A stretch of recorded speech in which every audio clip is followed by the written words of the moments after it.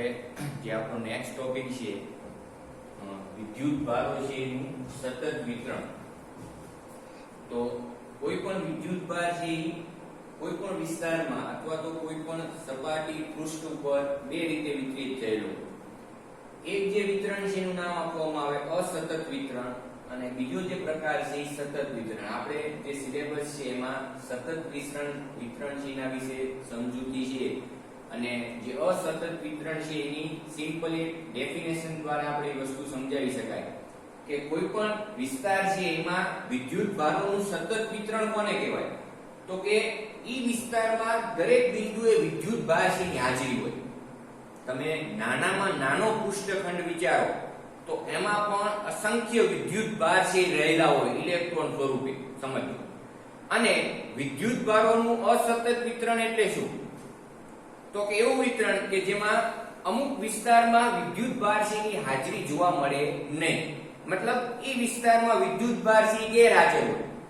માની લો કે આપણે કોઈ પણ એક સપાટી વિચારી, ઈ સપાટી ઉપર વિદ્યુત ભારનું સતત વિતરણની વાત કરી તો એનો મતલબ એવો થાય કે સપાટીના દરેક બિંદુએ દરેક સ્તર ઉપર વિદ્યુત ભાર છે હાજરી હશે. તો આને સતત વિતરણ કહેશું. અસતત વિતરણ એટલે શું? તો કે આવી કન્ડિશન વિચારી શકાય કે અસતત વિતરણ એટલે આ રીતે થશે. આમાં આ બંનેમાં આટલો ડિફરન્સ તમે જોઈ શકો કે અમુક જે ભાર છે એમાં વિદ્યુત ભાર છે આપણે દર્શાવેલ નથી. જેવું દર્શાવે છે કે ત્યાં વિદ્યુત ભાર છે એની ગેરહાજરી છે. એટલે કે વિદ્યુત ભાર છૂટો છવાયો હોય એને અસતત વિતરણ તરીકે ઓળખવામાં આવે. અને સતત વિતરણ એટલે દરેક બિંદુએ વિદ્યુત ભાર છે એની હાજરી હશે. તો જો વિદ્યુત ભારોના જે સતત વિતરણ છે એના ત્રણ પ્રકાર છે. એ ત્રણેય પ્રકારને આપણે એક જ સાથે સમજૂતી મેળવવાની છે. એકદમ સિમ્પલ છે અને ખૂબ જ સમજવા જેવો ટોપિક છે. ત્રણેય વિતરણ છે એ તમે એક જ સાથે સમજૂતી મેળવી શકો. સમજજો. પહેલો જે પ્રકાર છે રેખીય વિતરણ. હવે રેખીય વિતરણ છે એ શબ્દ ઉપરથી જ આપણને થોડો ઘણો અંદાજ આવી જાય કે અહીંયા આપણે જે વિતરણની વાત કરવાની છે એમાં જેના ઉપર વિદ્યુત ભારોનું વિતરણ થયું હશે એનો ભૌમિતિક આકાર કેવો હશે. તો અહીંયા આપણે એવું કહી શકીએ કે ધારો કે કોઈ એક રેખા ઉપર વિદ્યુત ભારો છે એનું સતત વિતરણ થયેલ છે. આ એક રેખા છે કે જે XY સમતલમાં આપણે દર્શાવે છે. અહીંયા વિદ્યુત ભારોનું સતત વિતરણ થયેલું છે. હવે ઈ રેખા પરનો આપણે એક સૂક્ષ્મ ખંડ વિચારીએ. સૂક્ષ્મ લંબાઈ હશે એની, જેને આપણે એની સૂક્ષ્મ લંબાઈ શેના વડે દર્શાવી? તો કે ડેલ્ટા L વડે. આ સૂક્ષ્મ ખંડની જે સૂક્ષ્મ લંબાઈ છે ઈ લંબાઈને આપણે ડેલ્ટા L વડે દર્શાવશું. સૂક્ષ્મ લંબાઈ.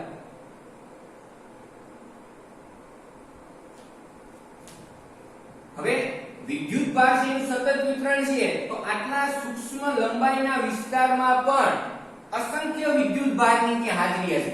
તો આપણે કહી શકીએ ધારો કે ડેલ્ટા L જેટલા સૂક્ષ્મ જે ખંડ છે ઈ ખંડમાં સમાયેલ સૂક્ષ્મ વિદ્યુત ભાર ડેલ્ટા Q છે.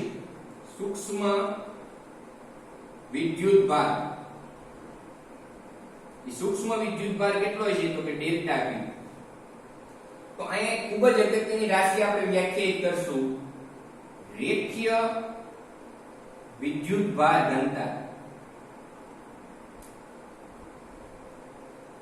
સમજો બરાબર. રેખીય વિદ્યુત ભાર ઘનતા પહેલા આપણે એનું એક સિમ્પલ સૂત્ર લખી નાખી પછી એની આપણે વાત કરી. તો રેખીય વિદ્યુત ભાર ઘનતાને શેના વડે દર્શાવાય? લેમ્બડા વડે. અને લેમ્બડાનું સૂત્ર છે ડેલ્ટા Q ના છેદમાં ડેલ્ટા L.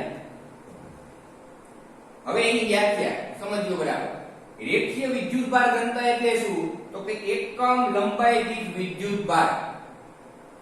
એકમ લંબાઈ દીઠ વિતરિત થયેલો જે વિદ્યુત ભાર છે એને રેખીય વિદ્યુત ભાર ઘનતા લેમ્બડા તરીકે ઓળખવામાં આવે. જેનો એકમ શું થશે? તો કે વિદ્યુત ભારનો એકમ શું? કુલમ. લંબાઈ શેમાં હોય? મીટર. તો રેખીય વિદ્યુત ભાર ઘનતા લેમ્બડાનો એકમ થશે કુલમ પ્રતિ મીટર. એનો મતલબ રેખીય વિતરણ દર્શાવવા માટે આ એક ખૂબ જ અગત્યની રાશિ છે રેખીય વિદ્યુત ભાર ઘનતા. આ જ વસ્તુ બાકીના બંને ટોપિકમાં હશે. સમજો. એટલે આપણે બંને જે ટોપિક હવેના જે સમજશું એમાં સેમ આ જ કન્સેપ્ટ થી આગળ આપણે ચાલવાનું. ફક્ત નામ ડિફરન્સ આવશે. સમજો. અહીંયા રેખીય વિદ્યુત ભાર ઘનતા એટલે કે એકમ લંબાઈ દીઠ વિદ્યુત વિદ્યુતભાર જેને આપણે દર્શાવશું લેમ્ડા વડે, અને એ શેના માટે જરૂરી છે તો કે રેખીય વિતરણ હોય ત્યારે. બીજો પ્રકાર કયો છે તો કે પૃષ્ઠ વિતરણ. પૃષ્ઠ એટલે ક્ષેત્રફળ વિશે સમજૂતી આપે છે. માની લો કે અનિયમિત આકારનું કોઈ એક પૃષ્ઠ છે કે જેના ઉપર સમગ્ર સપાટી ઉપર વિદ્યુતભાર છે એનું સતત વિતરણ થયેલું છે. હવે આપણે સમગ્ર પૃષ્ઠના બદલે ફક્ત એક સૂક્ષ્મ પૃષ્ઠખંડ વિચારીએ. જેમ અહીંયા આપણે કીધું ત્યાં સૂક્ષ્મ લંબાઈનો આપણે જે ખંડ વિચારેલ છે, સેમ એ જ રીતે પૃષ્ઠ વિતરણમાં શું હોય તો કે સમગ્ર પૃષ્ઠ ઉપર જે વિદ્યુતભારનું વિતરણ થયેલું છે એમાં એનો સૂક્ષ્મ પૃષ્ઠખંડ વિચારી અને સૂક્ષ્મ પૃષ્ઠખંડનું સૂક્ષ્મ ક્ષેત્રફળ, જેમ ત્યાં લંબાઈની વાત કરી હતી એમ આપણે સૂક્ષ્મ ક્ષેત્રફળ વિશે વાત કરશું કે સૂક્ષ્મ ક્ષેત્રફળ કેટલું છે તો કે ડેલ્ટા એ. હવે સૂક્ષ્મ ક્ષેત્રફળમાં સમાયેલ સૂક્ષ્મ વિદ્યુતભાર જેમ આપણે આગળ કીધું સૂક્ષ્મ વિદ્યુતભાર એ કેટલો છે તો કે ડેલ્ટા ક્યુ. તો અહીંયા જેમ આપણે રેખીય વિદ્યુતભાર ઘનતાની વ્યાખ્યાયિત કરી એ જ રીતે અહીંયા આપણે રાશિને વ્યાખ્યાયિત કરશું જેને કહેવાય પૃષ્ઠ વિદ્યુતભાર ઘનતા. પૃષ્ઠ વિદ્યુતભાર ઘનતા જેને દર્શાવશું સિગ્મા વડે. તો હવે આપણને સૂત્ર ખબર પડી જાય છે કે ડેલ્ટા ક્યુ ના છેદમાં ડેલ્ટા એલ છે, તો સિગ્મા બરાબર થાય ડેલ્ટા ક્યુ ના છેદમાં ડેલ્ટા એ. વ્યાખ્યા એકદમ સિમ્પલ છે. એકમ ક્ષેત્રફળ દીઠ વિદ્યુતભાર એને અહીંયા જે પૃષ્ઠ વિતરણ છે એમાં પૃષ્ઠ વિદ્યુતભાર ઘનતા સિગ્મા વડે દર્શાવવામાં આવે. આનો ઉપયોગ શેમાં થાય તો કે જ્યારે પૃષ્ઠ વિતરણની વાત થતી હોય ત્યારે એના એકમની વાત કરી. પૃષ્ઠ વિદ્યુતભાર ઘનતા સિગ્મા એનો એકમ તો કુલમ પ્રતિ મીટર સ્ક્વેર. કુલમ પ્રતિ મીટર, કુલમ પ્રતિ મીટર સ્ક્વેર. હવે આગળ છેલ્લો જે ટોપિક છે, છેલ્લું જે વિતરણની વાત કરવાની છે કદ વિતરણ. મતલબ કોઈ વોલ્યુમ છે, કોઈ કદ છે એમાં વિદ્યુતભાર છે એનું સતત વિતરણ થયેલું છે. તો એમાં આપણે એક સૂક્ષ્મ કદ ખંડ વિચારશું. સમજજો, સૂક્ષ્મ કદ ખંડ જેને શેના વડે દર્શાવાય તો કે ડેલ્ટા V વડે. સૂક્ષ્મ કદ ખંડમાં સમાયેલ સૂક્ષ્મ વિદ્યુતભાર એને આપણે કહીશું ડેલ્ટા Q, જેમ આપણે આગળ વાત કરી છે. જો અહીંયાથી આપણે સૂક્ષ્મ કદ આપણે વિચારેલ છે એનો સ્થાન સદિશ પણ આપણે અહીં દર્શાવેલ છે r સદિશ. ઉગમ બિંદુથી એનો જે સ્થાન સદિશ દર્શાવેલ છે r સદિશ છે એક સૂક્ષ્મ કદ ખંડ વિચારેલ છે કે જેનું સૂક્ષ્મ કદ કેટલું છે ડેલ્ટા V. હવે અહીંયા આપણે એક રાશિને વ્યાખ્યાયિત કરશું જેમ અહીંયા કીધું એમ રેખીય વિદ્યુતભાર ઘનતા લેમ્ડા, પૃષ્ઠ વિદ્યુતભાર ઘનતા સિગ્મા, સેમ એ જ રીતે કદ વિદ્યુતભાર ઘનતા જેને ρ વડે દર્શાવો. પણ એનું સૂત્ર છે ડેલ્ટા Q ના છેદમાં ડેલ્ટા V. કદ વિદ્યુતભાર ઘનતા એને આપણે ρ વડે દર્શાવશું જેનું સૂત્ર છે ડેલ્ટા Q ના છેદમાં ડેલ્ટા V. આની વ્યાખ્યા પણ સેમ આ જ રીતે એકમ કદ દીઠ રહેલો વિદ્યુતભાર એને શું કહેવાય કદ વિદ્યુતભાર ઘનતા, અને એનો એકમ થશે કુલમ પ્રતિ મીટર ક્યુબ. જો આ ત્રણેય ટોપિક છે એક સાથે આપણે સમજૂતી મેળવી અને સિમ્પલ આ જ રીતે તમે એને યાદ પણ રાખી શકો. એક સાથે ત્રણેય ટોપિકની ચર્ચા વિશે વિચારશો તો એકદમ સિમ્પલ બની જશે. કારણ કે ત્રણેય વસ્તુ છે એમાં બધા પોઈન્ટ છે કોમન છે, ફક્ત એના નામ અને એની જે વ્યાખ્યા છે એ અનુસાર વસ્તુ બદલાય છે.